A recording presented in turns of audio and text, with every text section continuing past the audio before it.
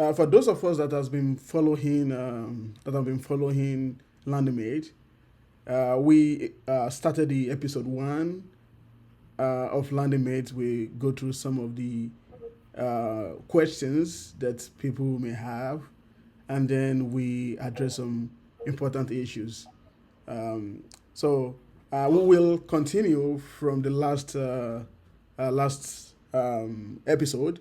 So on today's episode, which is going to be episode number two, we are going to look at a couple of questions.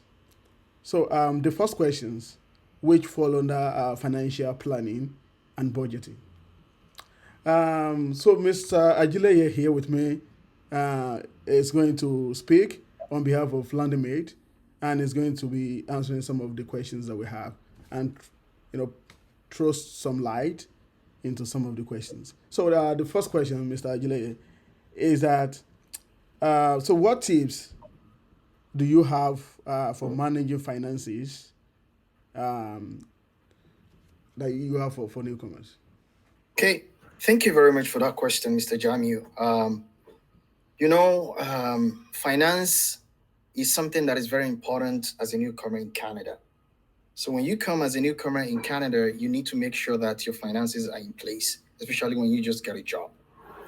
So there's a lot of planning that you can do with your finance. First and foremost, I would like to make a disclaimer that I'm not a professional financial advisor. You can reach out to your bank. That will be the first thing. They have a lot of plans you can engage in so that you'll be able to plan your finances. But I will just throw some light on couple of plans that I've known for the past years that I've been in Canada that I know that people have been using, and it's really great. One of them is that try your best not to spend more than yourself. When you come into Canada, it's very important to know that you should cut your clothes according to your size. You shouldn't overspend. You shouldn't buy what you cannot afford.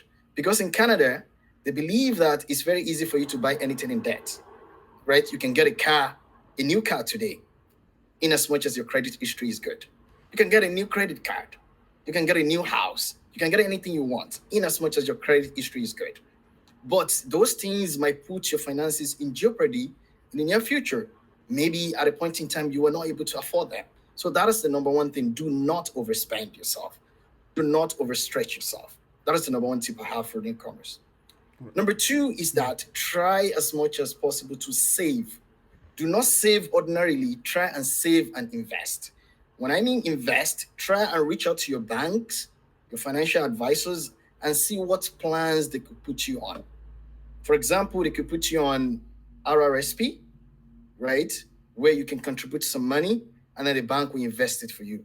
They could put you on TFSA, where you can contribute some money and then the bank will invest for you. If you have a better job with a good company, some of the company as well could match your RRSP. Sometimes the TFSA as well. So these are investments that you can do, you can save on that will help you in the future.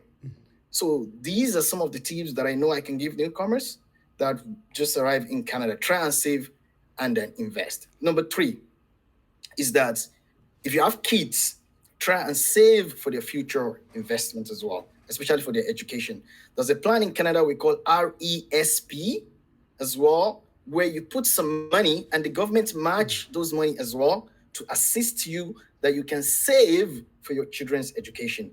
So right now, these are the three tips I can give to newcomers. If I remember anything before the end of the episode, I could add more as well. So these are the basic three things I could give a newcomer that I just arrived Canada. All right, thank you very much for that presentation. It's quite concise and it was on point. Yeah. So you've made mention of saving as much as you can, but you don't have to, save until you kill yourself, right? So, but of course, Yeah. you have to save for the future as well. And then he Yeah. made mention of RRSP and RESP for kids, and I think for RESP the government will have some money, right, when you start based on your income. Yeah. All right, thank you very much. So yeah, so